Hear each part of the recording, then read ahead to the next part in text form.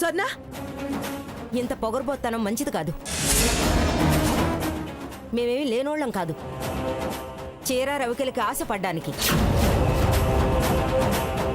కావాలంటే పట్టు చీరలే నీ మొహాన్ని ముష్టేస్తాం. ఏం కూసావే? నా ఇంటికొచ్చి నా మనవరాలకి ముష్టేస్తానంటావా? మరి అహంకారం ఏంటి? పెద్దదానివి నీకోసం ఆ అమ్మాయి మొక్కు మొక్కితే తప్పు పట్టడానికి కాస్త కాకపోతే కాస్తైనా ఉండాలి. మా అమ్మమ్మ నానేంతట వాళ్లే మీరు. ముందు పొండే అవతలకి. స్వర్ణ,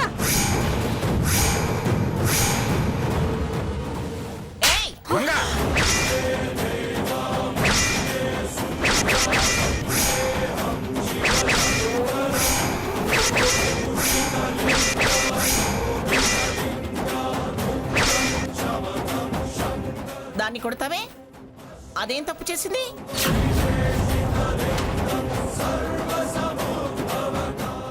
వాళ్ళు ముష్టేస్తానంటే ఊరుకోవాలా? ఏయ్ దరిద్ర మొక్కల్లరా, కొండవతలకి.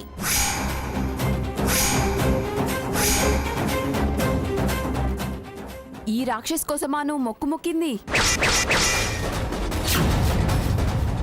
వీళ్ళ కోసమా ప్రాయచిత్తాలు చేసింది?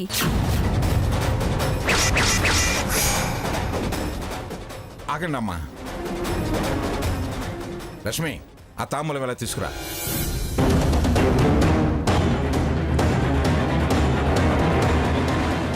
ముత్తైదువుగా పిలిచి అవమానాన్ని తాంబూలంగా ఇచ్చి పంపితే మట్టి కొట్టుకుని పోతారు. వాళ్ళకి తాంబూలం ఇవ్వమ్మా.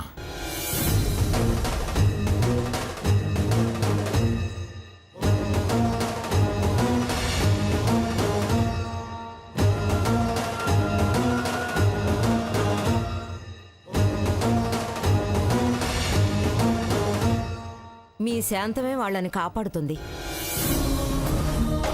మీ మంచితనమే రక్షిస్తుంది. వస్తామమ్మా.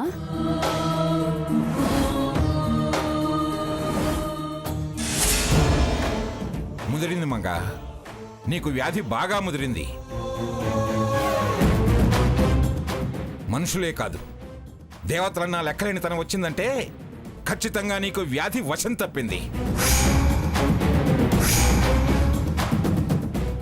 నిన్నిలా వదిలేయకూడదే, వదిలేయకూడదు.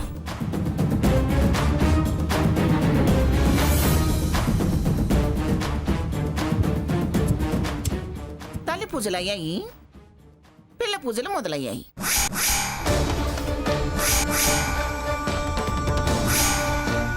చూడు, ఇంకొకసారి ఇలాంటి పిచ్చి మొక్కులు మొక్కితే అస్సలు బాగుండదు. దాని మూర్ఖత్వాన్ని సమర్థించి మీరు అత్తయ్య గారి మీద చేయి చేసుకున్నారు.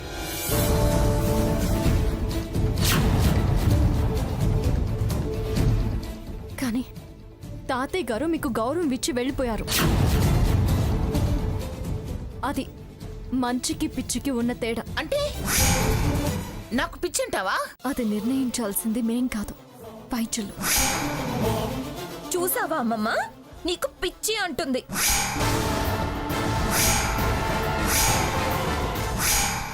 నోర్మోయ్, తగ్గిస్తానే. మళ్ళీ మళ్ళీ అమ్మమ్మ అమ్మమ్మ అంటూ ఎగదోస్తే నీ అహంకారం, దుర్మార్గం అన్నీ తగ్గిస్తాం.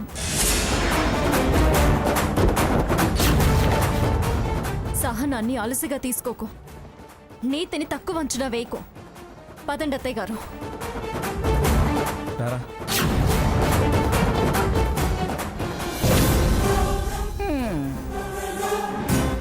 అమ్మమ్మ చూసావా? చూశాను. పద, లోపలికి వెళ్ళి చెప్దాం వాళ్ళ సంగతి. పద. అవునండి. అలాగే, త్వరగా రండి. ఏమైంది తాతయ్య? చెప్తాన్రా. అమ్మమ్మ, వేడెక్కిన బుర్ర కాస్త చల్లారటానికి, ముదనష్టపు పంచాయతీ మూడ్లోంచి ఇవతల పడ్డానికి, కాస్త రిలాక్స్డ్ గా ఫీల్ అవ్వడానికి ఒక రౌండ్ పేకట్ ఆడదామా? ఏంటి పేకాడతారా? మీరిద్దరేనా? మొత్తం క్లబ్ మెంబర్స్ని పిలిచి మంగా క్లబ్ అని ఇంటి ముందు బోర్డు మారుస్తారా? రై సాకేత్ వద్దురా, ఆడినిరా. ఎంతసేపు ఆడతారో ఆడిని. అంటే రాత్రింబవళ్ళు వాడతావనా? మీ ఇష్టమే, ఆడండి. అది నీకు ఆట నేర్పుతుంది. నువ్వు అది నేర్చుకుని కోట్లు సంపాదించి ప్యాకాట్లో కూడా మంగమ్మ గారిది లక్కీ హ్యాండ్ అనో స్పెక్యులేషన్ క్వీన్ అనో బిరుదులు సంపాదించు.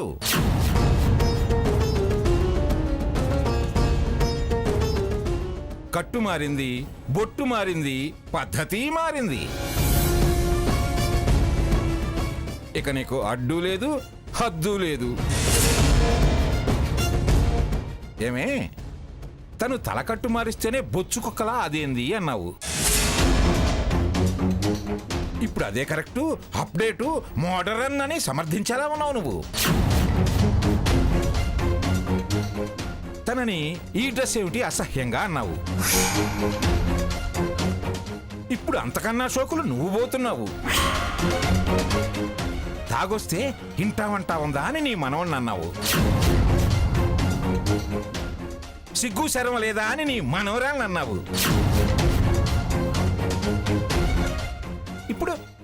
ఇప్పుడు నువ్వు ప్యాకాడు, ఆవిడ గారు పెగ్గేస్తుంది. మమ్మల్ని సర్వర్లుగా సప్లై చేయమన్నా చేస్తాము. ఈ దండకాలు ఎప్పుడు ఉండేవే కానీ పదమ్మమ్మ ఒక ఆటేద్దాం. పద. తప్పుకోండి. తప్పకుండా. ఇప్పుడే వస్తానమ్మమ్మ. త్వరగా.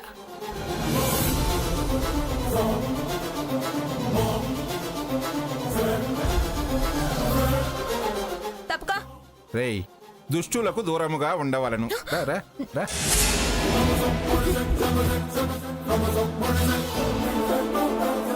అమ్మమ్మ, రమ్మి వెరీ సింపుల్. 3 ముక్కలైతే ఇంకా సింపుల్ గా డబ్బు వదిలించుకోవచ్చు. అది నేర్పవే. రేయ్, అంతకన్నా తేలికైంది ఉందిరా. అందరు బాహార్, లోనా బయట. నిమిషాల్లో స్థితుల్ని తారుమారు చేస్తుంది. ఈ సకల చరాచర సృష్టి అంతా ఈ పేకలో నిక్షిప్తం అయ్యింది. ఓహో, ఎన్ని తెలిసే నీకు? ఇంకా తెలుసమ్మమ్మా, పేకలో 2 రంగులు. ఇదిగో నలుపు, ఎరుపు. ఎరుపేమో పగలు, నలుపేమో రాత్రి. సంవత్సరానికి 52 వారాలు, ముక్కలు కూడా 52. ఇంకా ఏం తెలుసు నీకు? సంవత్సరానికి 365 రోజులు కదా. పేకలో ఉన్న అన్ని అంకెలు కూడితే 365. ఇదిగో ఏ అంటే ఆసు 1, దేవుడు ఒక్కడే.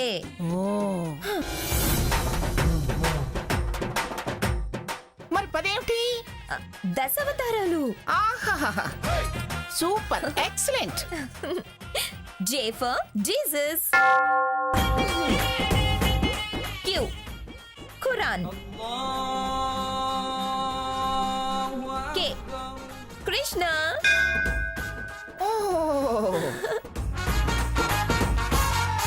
సకల మతాల సమ్మేళనం, సకల ధర్మాల పారాయణం ఈ పేక పురాణం అని చెప్పారు.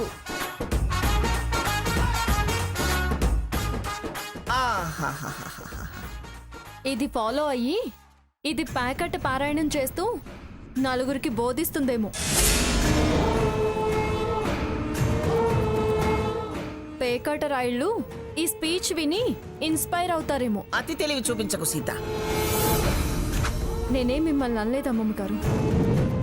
ఆ సినిమా సీన్ని దాని ఆలోచనని చెప్పాను అంతే. అమ్మమ్మ వదిలే. బంగారం లాంటి అత్తయ్య గారికి ఎంత చెడ్డ పేరు తీసుకొస్తున్నావో నీకేమైనా తెలుస్తుందా? అమ్మమ్మ ఇలా 13 ముక్కలు పంచాక మిగిలిన ముక్కుంటుందే, ఒక ముక్క కట్ చేస్తారు. ఓహో, దాన్ని జోకర్ అంటారు.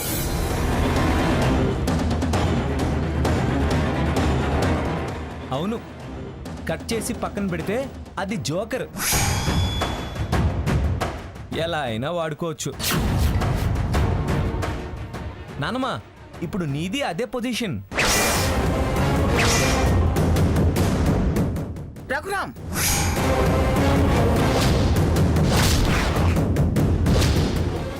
ఆవేశపడకండి అమ్మమ్మగారు. కాస్త మీ అంతరాత్మని మీరే ప్రశ్నించుకోండి. మీ మార్పుని మీరే గమనించుకోండి. మీ హుందాతనాన్ని మీరే గుర్తు చేసుకోండి. అసలు మీరు ఎవరో, ఏంటో, ఎలా ఉండేవారో, గతాన్ని, వర్తమానాన్ని ఒక్కొక్కటిగా జ్ఞప్తికి తెచ్చుకోండి. సీత, చెవిటి వాళ్ళ ముందు శంఖం ఊదినట్టు ఎందుకమ్మా దానికి చూతావు? దాని చిన్న మెదడు స్థితి తప్పింది, దాని తీరు మారింది.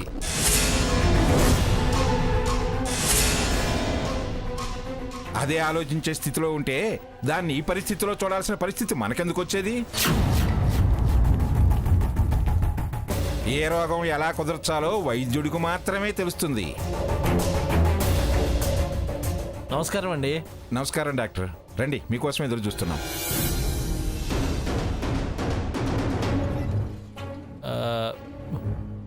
మంగమ్మ గారు ఎక్కడండి?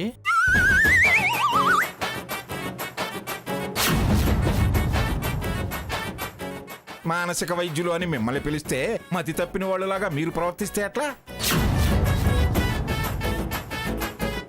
ఏంటండి మీరు అనేది? లేకపోతే ఏమిటండి?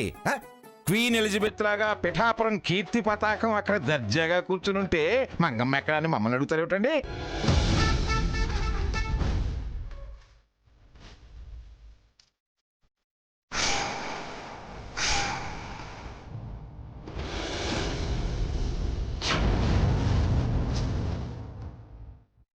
నమస్కారం అమ్మా. Hello. Hi doctor, what is your name? What is your problem? మతి స్థిమితం స్థిమితంగా లేదని చూపిద్దామని పిలిపించా. మీకా? అయితే చూపించుకోండి. ఆ? చూడు చూడు, బాగా పరీక్షించి పవర్ఫుల్ మందులు రాయి.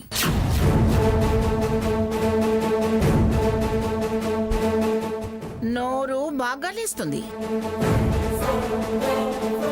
మెదడు ముద్దుబారిపోయినట్టుంది,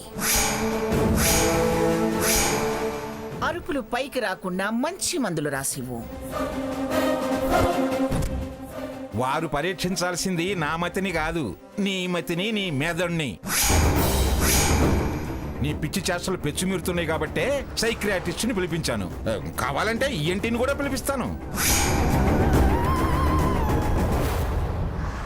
అంటే అంటే ఏమిటి? నాకు పిచ్చని కన్ఫర్మ్ అయ్యారా? కన్ఫర్మ్ కాక ఇందులో కన్ఫ్యూజన్ ఏముంది? నీ వేషమే చెబుతుంది నీకు పిచ్చని. ఆమెంత చక్కగా మాట్లాడుతున్నారు. పెద్ద పిచ్చే ఉండదండి. మీరు భయపడినంతగా ముదురు ఉండదు.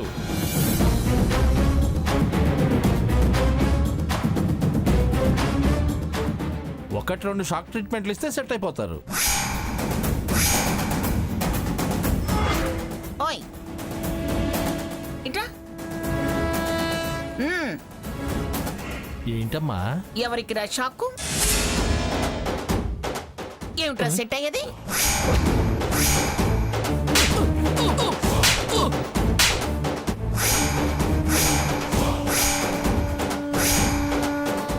నువ్వు వెళ్ళాల్సి వస్తుందిరా బోన్ సెట్టింగ్కి.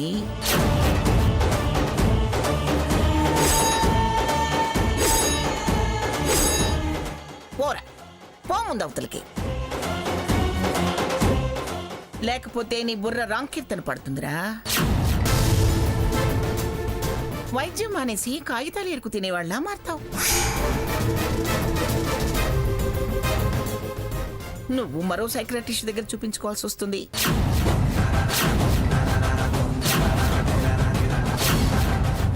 వా వాతలకి. ఇదిగో డాక్టర్, పిచ్చి లేదని కన్ఫర్మ్ అయిందిగా, తిన్నగానే మాట్లాడిందిగా, ఇంకా కన్ఫ్యూజనా? పిచ్చి వాళ్ళని మీకు పిచ్చి అంటే ఇలాగే ఆవేశపడతారు. అబ్బా, అమ్మా. రండి.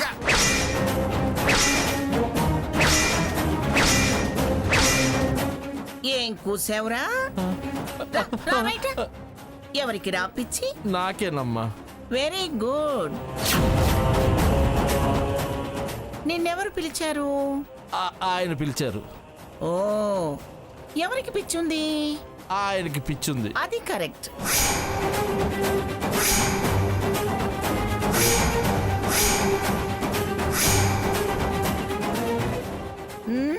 పిచ్చే పిచ్చే. ఆ, పిచ్చి కాదమ్మా, ఆ పిచ్చేనమ్మా.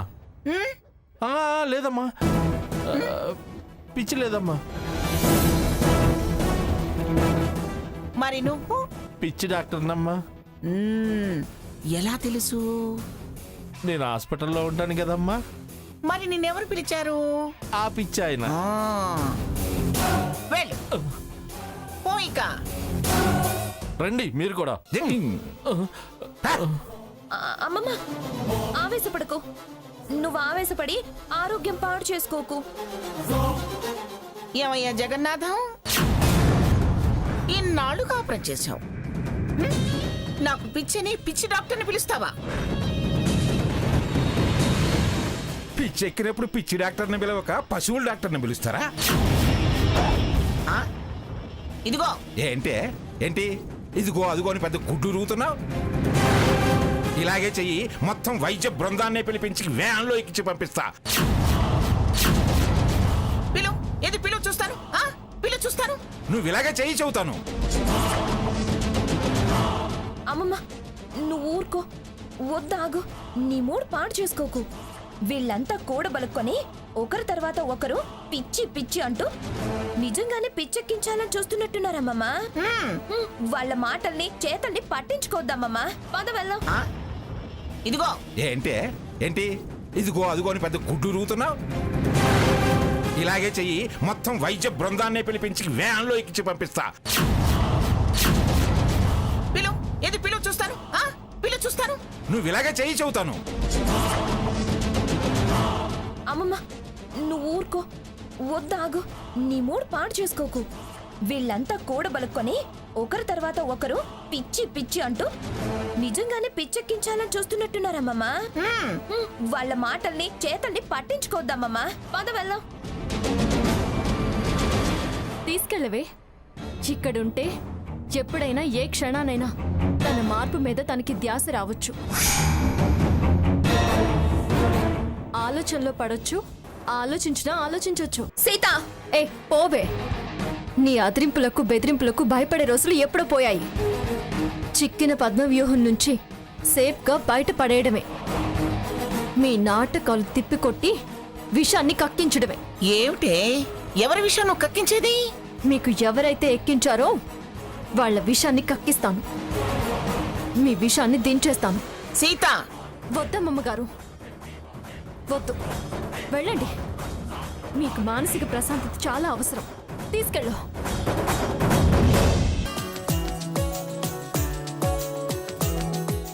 ఓ తెచ్చారా?